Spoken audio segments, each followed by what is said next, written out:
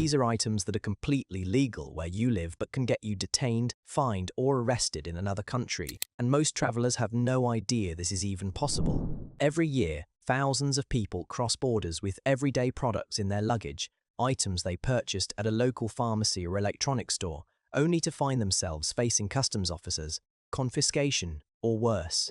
The laws that govern what you can carry vary dramatically from one nation to the next, and ignorance of those laws is never a valid defense. What makes this particularly dangerous is that many of these items seem harmless. They are not weapons, they are not drugs in the traditional sense. They are products you might use daily without a second thought. But the moment you step off a plane in certain countries, possessing them becomes a serious offense. This is not about illegal substances or smuggling. This is about the normal, legal, over-the-counter products sitting in your medicine cabinet, the technology in your carry-on, and the snacks you picked up for your children. Before your next international trip, you need to know exactly what could turn your vacation into a legal nightmare. The first item that surprises most travelers is common cold and allergy medication, pseudoephedrine. The active ingredient in popular decongestants like Sudafed is classified as a precursor chemical for methamphetamine production in multiple countries. Japan has implemented a complete ban in all products containing pseudoephedrine. It is not restricted, it is not regulated. It is entirely prohibited, and bringing it into the country can result in detention at customs and criminal charges. Japan is not alone in this restriction. Mexico has also banned pseudoephedrine, and travelers who carry common cold medications without realizing the active ingredients can face confiscation and questioning. What most travelers do not understand is that a valid prescription from your home country provides no protection. Foreign governments do not recognize medical prescriptions issued by American, British, or European doctors as a justification for carrying banned substances. The situation becomes even more complex with diphenhydramine, which is the active ingredient in Benadryl and numerous sleep aids. In Japan, this antihistamine falls under controlled substance regulations, and travelers are limited to bringing only small quantities in low-dose formulations. In Zambia, bringing more than 30 tablets of diphenhydramine requires official documentation from a physician.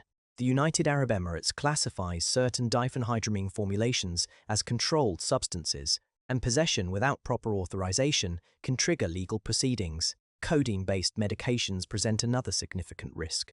Cough syrups and pain relievers containing codeine are available over the counter or by simple prescription in many Western countries. However, carrying them into Japan, Indonesia, Greece, or the United Arab Emirates can result in immediate detention. The UAE treats codeine as a controlled substance equivalent to narcotic drugs, and travelers have faced mandatory detention simply for having a small bottle of codeine cough syrup in their luggage. Penalties in the UAE for possessing controlled medications without proper approval range from imprisonment to fines exceeding $40,000. What many travelers overlook is that these rules also apply to ADHD medications. Adderall, Ritalin, Concerta, and similar stimulant-based treatments are classified as amphetamines in numerous countries, including Japan, which has zero tolerance for any amphetamine compounds. An American traveler with a legitimate prescription for ADHD medication who lands in Tokyo with their pills faces the same legal treatment as someone carrying illegal methamphetamines. The law makes no distinction between therapeutic use and illicit possession. The safest approach before any international trip is to research medication restrictions for your destination country at least several weeks in advance. Some nations require travelers to obtain import certificates from government health ministries, a process that can take 4 to 6 weeks. Arriving without this documentation means your medication may be confiscated at best, or you could find yourself explaining your situation to law enforcement at worst. The second item that creates problems for international travelers is chewing gum. Singapore's chewing gum ban remains one of the most famous examples of laws that shock Western tourists. Since 1992, Singapore has prohibited the import, sale, and manufacture of chewing gum under the Regulation of Imports and Exports Act. The ban was implemented after vandals repeatedly stuck chewing gum on the sensors of mass rapid transit train doors, causing system malfunctions and service disruptions that cost the city millions of dollars in repairs and delays. Singapore's enforcement of this law is not symbolic. First-time offenders convicted of importing chewing gum face fines up to 10,000 Singapore dollars, which is approximately $7,400 along with potential imprisonment of up to 1 year. For repeat offenders, fines can reach 20,000 Singapore dollars, with imprisonment extending to 2 years. Travelers who bring chewing gum into the country for personal use are technically limited to a maximum of 2 packs, and bringing larger quantities can result in charges of smuggling. Since 2004, Singapore has permitted the sale of therapeutic chewing gum, including nicotine gum for smoking cessation and dental gum for oral health. However, these products can only be purchased from a registered pharmacist or dentist who is required to record the buyer's identification. Recreational chewing gum remains entirely prohibited. The ban extends to bubble gum, sugar-free gum, and any substance made from vegetable or synthetic gum base. The penalties for improper disposal of chewing gum in Singapore are equally severe. Littering fines start at 300 Singapore dollars for first-time offenders who discard small items like gum wrappers. Those who improperly dispose of the gum itself face even steeper consequences, including corrective work orders that require offenders to clean public areas while wearing bright green vests as public identification. Singapore's strict cleanliness laws extend beyond chewing gum. Failing to flush a public toilet, feeding pigeons, and jaywalking all carry significant fines. However, the chewing gum ban represents the most surprising regulation for foreign visitors because it criminalizes something that most countries consider entirely mundane.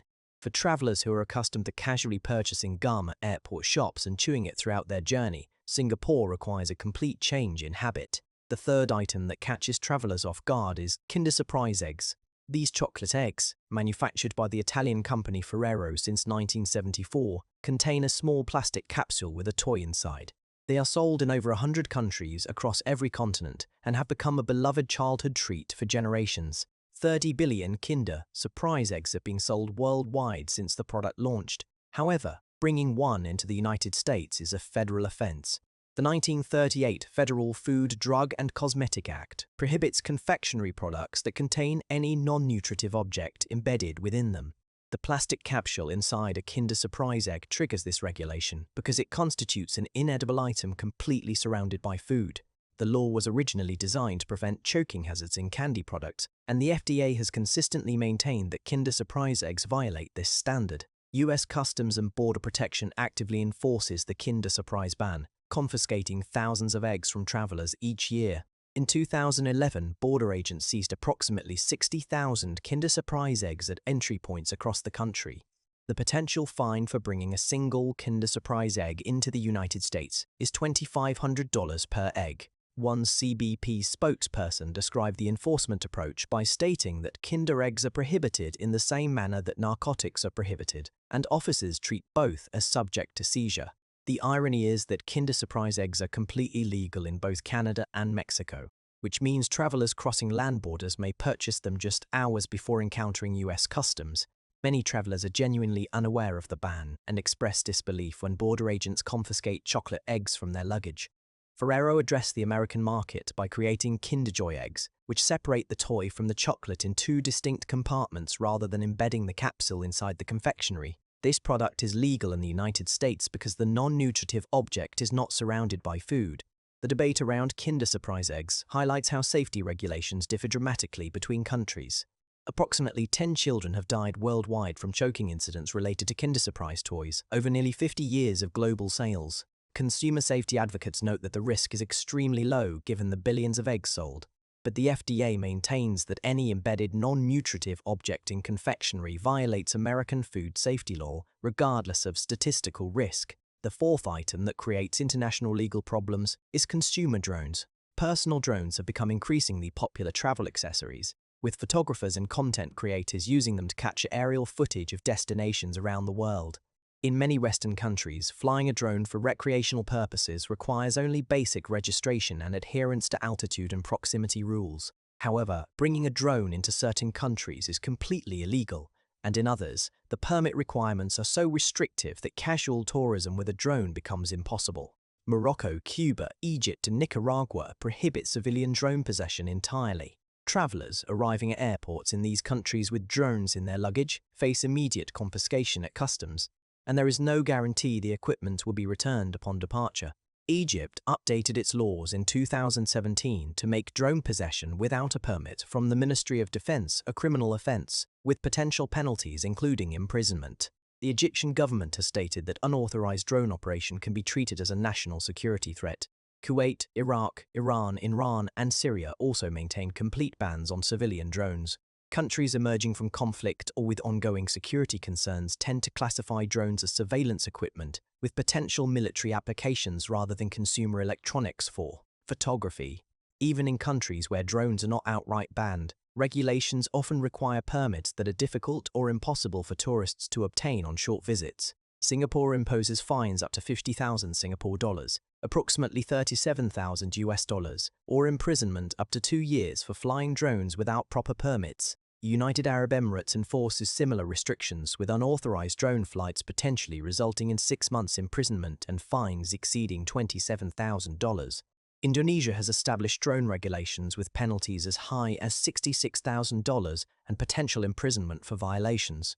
The key distinction travelers must understand is that drone legality depends not only on the country, but also on the specific location within that country. National parks, government buildings, military installations, airports, and culturally sensitive sites typically have additional restrictions beyond baseline national regulations.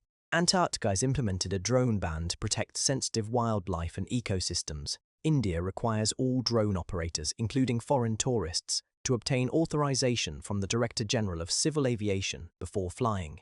The fifth item that travelers frequently do not realize is illegal in certain countries is VPN software. Virtual private networks are standard privacy tools in most Western nations, used by millions of people to protect their internet connections when using public Wi-Fi, access content from their home countries while traveling, or simply maintain online anonymity. In most of the world, VPNs are completely legal and widely encouraged for cybersecurity purposes.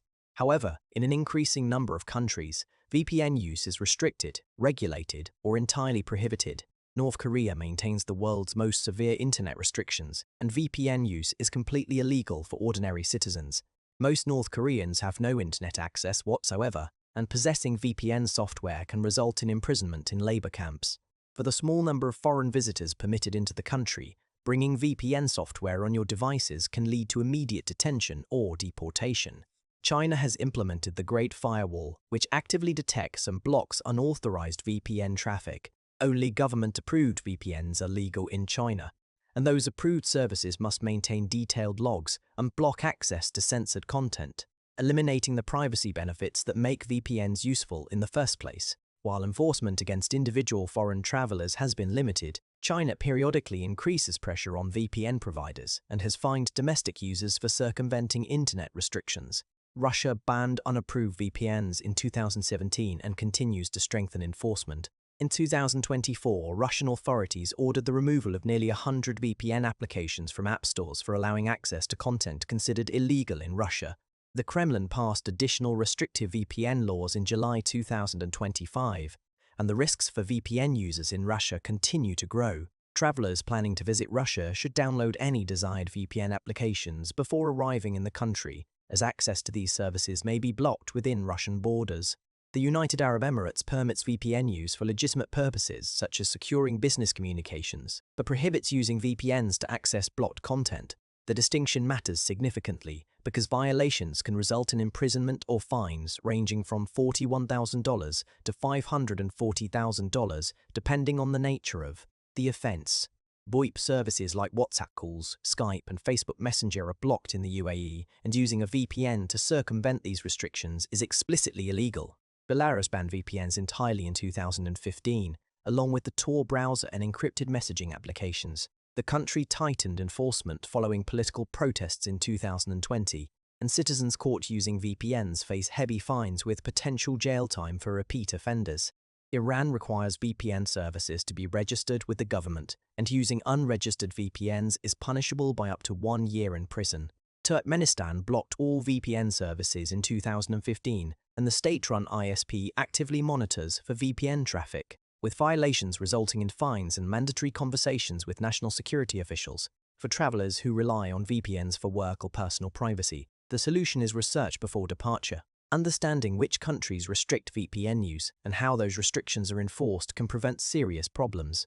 In some cases, business travelers can obtain permission to use corporate VPNs through proper channels. In other cases, the safest approach is simply avoiding VPN use for the duration of your stay to prevent any potential legal complications. These 5 categories of items represent only a fraction of the products and technologies that create problems for international travelers. The underlying lesson is that laws vary dramatically across borders, and assumptions based on what is normal in your home country can lead to serious consequences abroad. A pack of cold medicine that sits in your bathroom cabinet without a second thought can result in detention in Tokyo. A chocolate egg purchased for your child can trigger a federal fine at the American border. A privacy application on your phone can lead to questioning by authorities in Dubai. The responsibility falls on every traveller to research the specific regulations of their destination country before packing their bags. Embassy and consulate websites publish information about prohibited items and entry requirements. Travel advisories from government agencies include warnings about controlled substances and technology restrictions. Airlines and tour operators can provide guidance about what to leave at home.